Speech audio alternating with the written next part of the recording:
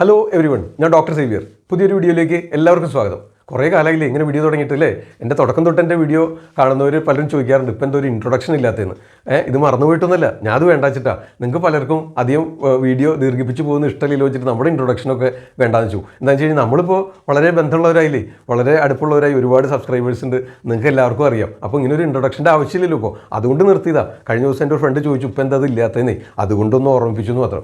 അപ്പോൾ പതിപോലെ ലൈക്ക് ചെയ്ത് കഴിഞ്ഞാൽ നമുക്ക് വീഡിയോ ആരംഭിക്കാം. അപ്പോൾ ഇന്ന് എന്താ വിഷയം എന്ന് വെച്ചാൽ, കഴിഞ്ഞ ദിവസം ഞാൻ തലയ്ക്കെണ്ണ വെക്കുന്നതിൻ്റെ പ്രാധാന്യം, ഇതൊക്കെ എങ്ങനെ ശരീരത്തിൽ പ്രവർത്തിക്കണമെന്നും ഒക്കെ പറഞ്ഞിരുന്നു. ആ വീഡിയോയുടെ ലിങ്ക് ഞാനിവിടെ ഐ ബട്ടണിൽ കൊടുക്കാം കേട്ടോ. അത് കണ്ടു കഴിഞ്ഞാൽ നിങ്ങൾക്ക് മനസ്സിലാവും. കാണാത്തവർക്ക് വേണ്ടിയിട്ട് പറയുകയാണ്. അപ്പോൾ അതിൽ കുറച്ച് കാര്യങ്ങൾ കൂടി പറയേണ്ടായിരുന്നു. എനിക്ക് പറഞ്ഞു മതിയാവില്ല നിങ്ങളോട്, കുറച്ച് കാര്യം വിട്ടുപോയി. അതൊന്നും ഇവിടെ ഓർമ്മിപ്പിക്കാൻ വേണ്ടിയിട്ടാണ് ഇന്നത്തെ വീഡിയോ. ഓക്കെ, അപ്പോൾ വീഡിയോ സ്കിപ്പ് ചെയ്യാതെ അവസാനം വരെ കാണുക. എല്ലാവർക്കും ഷെയർ ചെയ്ത് കൊടുക്കുക. ചാനൽ സബ്സ്ക്രൈബ് ചെയ്യാത്തവർ ആരെങ്കിലും വീഡിയോ കാണുന്നുണ്ടെങ്കിൽ സബ്സ്ക്രൈബ് ചെയ്യാൻ മറക്കരുത്. തൊട്ടടുത്തുള്ള ബെല്ലൈക്കണും ഓൾ നോട്ടിഫിക്കേഷനും കൂടെ എനേബിളിയും ചെയ്യണം കേട്ടോ. അപ്പോൾ നമുക്ക് വീഡിയോ ആരംഭിക്കാം. അതായത് നമ്മൾ ഈ തല കുളിക്കുമ്പോൾ തലക്കെണ്ണ നിശ്ചയിക്കുക, ഈ പറഞ്ഞ മാതിരി ആ കഴിഞ്ഞ വീഡിയോയിൽ പറഞ്ഞ പോലെ ധാരാളം കാര്യങ്ങൾ കൺസിഡർ ചെയ്തുകൊണ്ടാണ്. ആസ്മയുണ്ടോ, അപ്പോൾ നിങ്ങൾ നിങ്ങളുടെ ആയുർവേദ ഡോക്ടറെ സമീപിക്കുമ്പോൾ നിങ്ങൾ മുട്ടുവേദനയായിട്ടാണ് കാണുന്നതെന്നുണ്ടെങ്കിലും, അല്ലെങ്കിൽ പൈൽസ് രോഗമായിട്ടാണ് കാണുന്നതെന്നുണ്ടെങ്കിലും, തണ്ടുവേദനയായിട്ട് കാണുന്നതെന്നുണ്ടെങ്കിലും, ശിരസിനെ ആശ്രയമായിട്ട് നിങ്ങൾക്ക് എന്തെങ്കിലും രോഗാവസ്ഥകളുണ്ടെങ്കിൽ അതും കൂടി ദയവ് ചെയ്ത് കൃത്യമായിട്ട് മറക്കാതെ നിങ്ങളുടെ ആയുർവേദ ഡോക്ടറെ തന്നെ കൺസൾട്ടേഷൻ ഇടയ്ക്ക് ഓർമ്മിപ്പിക്കണം. അത് റിമൈൻഡ് ചെയ്യാനാണ് ഇന്നത്തെ വീഡിയോ. എന്താണ് അതിൻ്റെ പ്രാധാന്യം എന്ന് പതുക്കെ വഴിയെ പറയാം. വീഡിയോ സ്കിപ്പ് ചെയ്യാതെ അവസാനം വരെ കാണാം. ഓക്കെ, അപ്പോൾ നമ്മൾ ഈ തലനീരിറക്കം ഉണ്ടാകുന്നത് എന്തുകൊണ്ടാണെന്ന് പറഞ്ഞല്ലോ, കഴിഞ്ഞ വീഡിയോകളിൽ പറഞ്ഞിട്ടുണ്ട്. അപ്പോൾ അതിനുള്ള കാരണങ്ങൾ ഒഴിവാക്കാൻ ശ്രദ്ധിക്കണം. പാതിരയ്ക്കും നട്ടുച്ചയ്ക്കൊന്നും കുളിക്കരുത്, അത് മുമ്പ് പറഞ്ഞിട്ടുണ്ട്. അപ്പോൾ നമ്മൾ ഈ തലയ്ക്ക് എണ്ണ നിശ്ചയിക്കുന്ന ഈ പറഞ്ഞ രോഗങ്ങളൊക്കെ പരിഗണിച്ചുകൊണ്ടാണ് നിങ്ങളുടെ ശിരസിനെ ആശ്രയിച്ചുണ്ടാകുന്ന സൈനസൈറ്റിസും, ഡസ്റ്റ് അലർജിയും, സീസിങ്ങും, ആസ്മയും, ടോൺസലൈറ്റിസും, മൈഗ്രെയിനും, ചെവി വേദനയും, ടിനിറ്റസ് എന്ന് പറഞ്ഞാൽ ചെവി കർണനാദം, ചെവി മൂളൽ, അല്ലെങ്കിൽ കണ്ണിൽ ഡ്രൈനെസ്, കണ്ണിലെ കണ്ണിനീരില്ലായ്മ, അല്ലെങ്കിൽ മുടി കൊഴിച്ചിൽ, താരൻ, ഇതെല്ലാം കണക്കാക്കിക്കൊണ്ട്, മൈഗ്രെയിൻ, ഇതൊക്കെ കണക്കാക്കിക്കൊണ്ടാണ് നമ്മൾ തലയ്ക്കെണ്ണ നിശ്ചയിക്കുക. അപ്പോൾ അതിനായിട്ട് ചില ഈ ഒത്തിരി നീർക്കെട്ടുള്ള അവസ്ഥയിൽ നമുക്ക് ഈ നീലീവൃങ്കാതി പറ്റില്ല. ആ സമയത്ത് ചിലപ്പോൾ ബലാകുളിച്ചാതി വേണ്ടി വരും. ഇനിയിപ്പോൾ ഉറക്കക്കുറവുള്ളവർക്കാണെങ്കിൽ അപ്പോൾ വേറെ അതിനനുസരിച്ച് എണ്ണകൾ നിശ്ചയിക്കേണ്ടി വരും. ഇനി മാനസിക പ്രശ്നങ്ങളുണ്ടെങ്കിൽ, അല്ലെങ്കിൽ ടോൺസിലൈറ്റിസ് ഉണ്ടെങ്കിൽ, അല്ലെങ്കിൽ കണ്ണിന് പ്രശ്നം ഉണ്ടെങ്കിൽ, ഇതൊക്കെ കണക്കാക്കി ഓരോരോ എണ്ണകൾ മാറ്റി നിശ്ചയിക്കേണ്ടി വരും. അനേക എണ്ണകൾ പറയുന്നുണ്ട് ശാസ്ത്രത്തിൽ. വെളിച്ചെണ്ണ ചേർത്തും തൈലം ചേർത്തും കാച്ചിയ എണ്ണകളുണ്ട്, മനസ്സിലായോ? അപ്പോൾ ഈ മുടി കൊഴിച്ചിൽ മാത്രം കൺസിഡർ ചെയ്തുകൊണ്ടല്ല എണ്ണ നിശ്ചയിക്കണേന്ന് അർത്ഥം. അപ്പോൾ അത് പറഞ്ഞു. എണ്ണയുടെ കാര്യം കഴിഞ്ഞ വീഡിയോയിൽ പറഞ്ഞതിനെ ഒന്ന് ചുരുക്കി പറഞ്ഞു മാത്രം, ബോറടിപ്പിക്കില്ല. ഇപ്പോൾ അടുത്ത വിഷയത്തിലേക്ക് കിടക്കാം. അപ്പോൾ അതായത് ഇന്ന കാരണങ്ങൾ കൊണ്ടാണ് എണ്ണ നിശ്ചയിക്കുന്നത്. അപ്പോൾ എണ്ണ വെച്ച് കുളിക്കുമ്പോൾ നമ്മൾ എന്ത് ചെയ്യുന്നറിയോ, അതിനപ്പോൾ നമ്മുടെ ശരീരത്തിലുണ്ടാകുന്ന ആ നീർക്കെട്ടിനെ നിയന്ത്രിക്കുന്നതിനായിട്ട് സഹായകമായ രീതിയിലുള്ള വെള്ളം വെച്ചിട്ടാണ് കുളിക്കുക. മനസ്സിലായോ?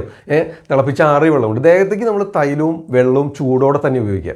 അപ്പോൾ ദേഹത്തേക്കുള്ള വെള്ളം തയ്യാറാക്കേണ്ട ഇലകളൊക്കെ ഈ വീഡിയോയിൽ പറഞ്ഞിട്ടുണ്ട് കേട്ടോ. ഇവിടുത്തെ ഐ ബട്ടണിൽ കാണാം. അത് കണ്ടു കഴിഞ്ഞാൽ നിങ്ങൾക്ക് മനസ്സിലാവും. ഈ ശിരസ് തല കുളിക്കുമ്പോൾ അപ്പോൾ ഇത്രയും നേരം എണ്ണ വെച്ചു. നമ്മൾ ആദ്യത്തെ തവണയൊക്കെ നമ്മൾ ഒരു 20 വർഷമായിട്ടൊക്കെ എണ്ണ തേച്ചിട്ടില്ല എന്ന് പറഞ്ഞവരോട് ആദ്യത്തെ തവണ എന്താ ചെയ്യുക, ആഴ്ചയിൽ ഒരു തവണ എണ്ണ വയ്ക്കാൻ പറയും. അത് 5 മിനിറ്റ് വെച്ചാൽ മതി. അത് കഴിഞ്ഞാൽ ഉടനെ കുളിക്കാൻ പറയും.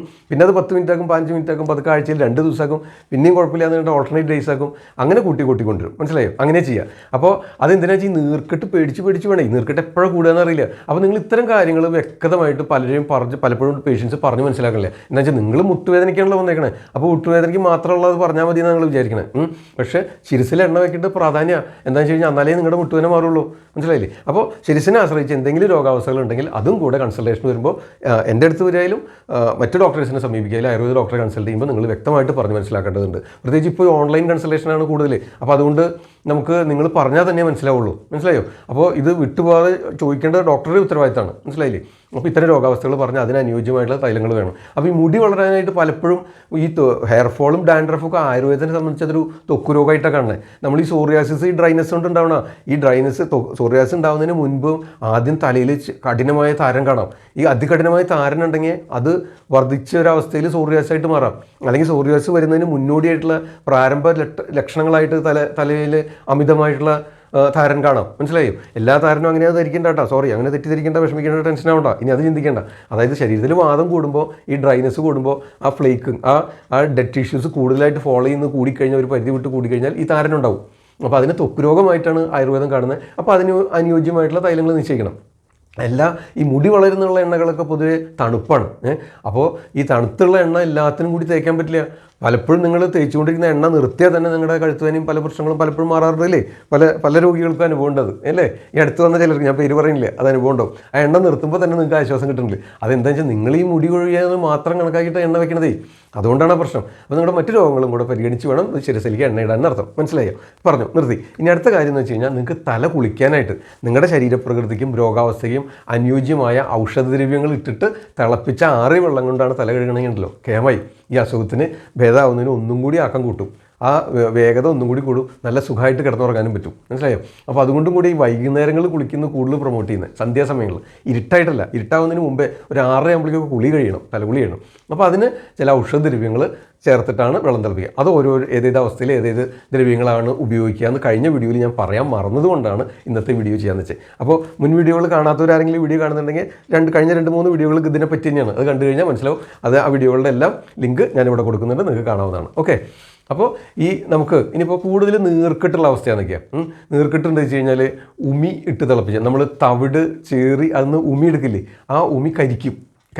എന്നിട്ട് ആ ഉമി ഇട്ട് തിളപ്പിച്ച വെള്ളം കൊണ്ട് തവിട് എടുപ്പാക്കുമ്പോഴാണ് ഈ കിട്ടുന്ന ഉമി അത് കരിച്ചെടുക്കുന്ന, അത് കിഴി കെട്ടിയിടും. ഉമി കിഴി കെട്ടിയിട്ടിട്ട് വെള്ളം തിളപ്പിക്കും. മനസ്സിലായി? അപ്പോൾ ആ വെള്ളം ഒന്നും കൂടി ലഘുത്വം വരുന്നതിന് വേണ്ടിയിട്ട് അത് സാധിക്കുന്നത്. മനസ്സിലായോ? സഹായിക്കും. അപ്പോൾ എന്നിട്ട് ആ വെള്ളം തിളപ്പിച്ച ആറിയ വെള്ളം കൊണ്ട് തല കഴുകും. അതായത് ശിരസിനെ ആശ്രയിച്ച് വളരെയധികം നീർക്കെട്ട് കൂടുതലാണെങ്കിൽ ചെയ്യുന്ന പണിയാണ് ഉമി വെള്ളം. ഇനി നമുക്ക് വാദമാണ് വളരെയധികം വർദ്ധിച്ചിരിക്കുന്നതെങ്കിൽ കുറുന്തോട്ടി സമൂലം പറിച്ചിട്ട് ചതച്ചിട്ടിട്ട് കൊത്തി നുറുക്കി ചതച്ചിട്ടിട്ട് വെള്ളം തിളപ്പിച്ച് കുളിക്കും. അതേതവസ്ഥയിലെന്നറിയോ? വാദം വർദ്ധിച്ചിരിക്കുക, ശുദ്ധവാദം. അപ്പോൾ അവിടെയാണ് കുറുന്തോട്ടി. ബലാജലം എന്ന് പറയും. മറ്റേതിന് തുഷം എന്ന് പറഞ്ഞാൽ ഉമി ആണ്. ആ ഉമി കരിച്ചത് കിഴി കെട്ടിയിട്ടിട്ട് വെള്ളം തിളപ്പിച്ചിട്ട് ആ വെള്ളം കൊണ്ട് കുളിക്കുന്ന അത് തുഷോദകം കൊണ്ട് തല കുളിക്കുന്നതാണ്. അത് അത്യന്തം നീർക്കെട്ടുള്ളപ്പോൾ. ഇനി അത്യന്തം വാദം കോപിച്ചിരിക്കുകയാണ്, കേവല വാദമാണ് കോപിച്ചിരിക്കുന്നത്. വാദം അത്രയും രൂക്ഷത കൂടുതലുണ്ട് വെച്ച് കഴിഞ്ഞാൽ കുറുന്തോട്ടി ബലാജലം നിശ്ചയിക്കും.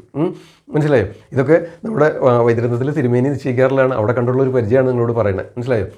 അപ്പോൾ അദ്ദേഹം ഈ ബലാജലം പറയും. ബല എന്ന് പറഞ്ഞാൽ കുറുന്തോട്ടിയാണ്. കുറുന്തോട്ടിയാകുമ്പോൾ നമുക്ക് സമൂലം പറിച്ചെടുത്ത് നന്നായിട്ട് കഴുകി ചതച്ചിട്ട് വെള്ളം തിളപ്പിച്ച് ആ വെള്ളം ആറിയതിന് ശേഷം ശിരസിലേക്കുള്ള വെള്ളം ഒരിക്കലും ചൂടോടെ ഉപയോഗിക്കാൻ പാടില്ല. അത് പ്രത്യേകം ഓർമ്മ വയ്ക്കുക. ഓക്കെ.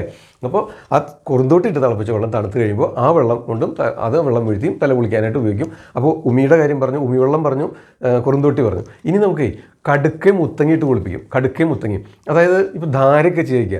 അപ്പോൾ ആ ധാരയുടെ തക്കരധാരയൊക്കെ ചെയ്യുമ്പോൾ പ്രത്യേകിച്ച് അതിൻ്റെ തണുപ്പ് കൊണ്ട് ശിരസിൽ ചെറുങ്ങനെ ഒരു നീർക്കെട്ടുണ്ടാവും. അപ്പോൾ ത്രിഫല കടുക്കയും മുത്തങ്ങി എന്ന് പറഞ്ഞു കഴിഞ്ഞാൽ കടുക്ക അങ്ങനെ ആമപാചനം ഉണ്ടാക്കുന്ന സംഗതിയാണ്. ഈ മുത്തങ്ങിയും പാചനദ്രവ്യം തന്നെയാണ്. പാചനൌഷധമാണ് മുസ്ത.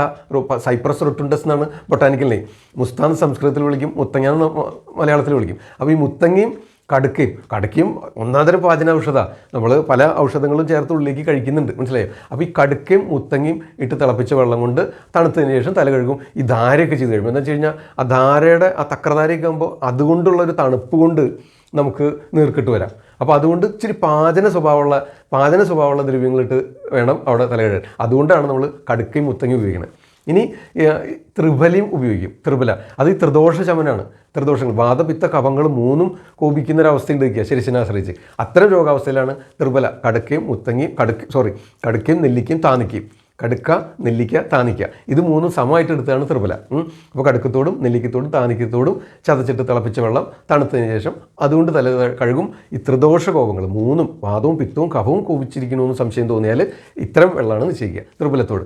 അപ്പോൾ ഉമിവെള്ളം പറഞ്ഞു, കുറുന്തോട്ടി വെള്ളം പറഞ്ഞു, കടുക്കയും മുത്തങ്ങയും പറഞ്ഞു, ത്രിഫലാജലം പറഞ്ഞു. മനസ്സിലായോ? ഇനി വെറും വെള്ളം, വെറുതെ തിളപ്പിച്ചാറിയ വെള്ളം. അതായത് വലിയ കുഴപ്പങ്ങളൊന്നുമില്ല, ചികിത്സയൊക്കെ കഴിഞ്ഞു. അപ്പോൾ ഇനി അവിടെ നിന്ന് അങ്ങോട്ട് ചിലപ്പോൾ ഈ ചിട്ട പാലിച്ചു എന്ന് വലിയ രോഗിയൊക്കെ ഡിസ്ചാർജ് ചെയ്ത് അല്ലെങ്കിൽ രോഗം മാറി ഇനി സാധാരണ ജീവിതത്തിലേക്ക് നയിക്കുകയാണ്, മരുന്നൊക്കെ നിർത്താൻ നിശ്ചയിക്കുകയാണ് എന്ന് വെച്ചാൽ അപ്പോൾ അവർക്ക് എന്ത് ചെയ്യുന്നത് വെച്ച് കഴിഞ്ഞാൽ വെറും വെള്ളം നിശ്ചയിക്കും. അതായത് തിളപ്പിച്ച ആറിയ വെള്ളം കൊണ്ട് കുളിക്കുന്നതാണ് ഈ വെറും വെള്ളം. മനസ്സിലായോ? അപ്പോൾ അങ്ങനെ കുറുന്തോട്ടി വെള്ളവും ഉമിവെള്ളവും ത്രിഫല വെള്ളവും കടുക്കയും മുത്തങ്ങിയിട്ട വെള്ളവും ഇരുവേലി രാമച്ചിട്ട വെള്ളമുണ്ട്.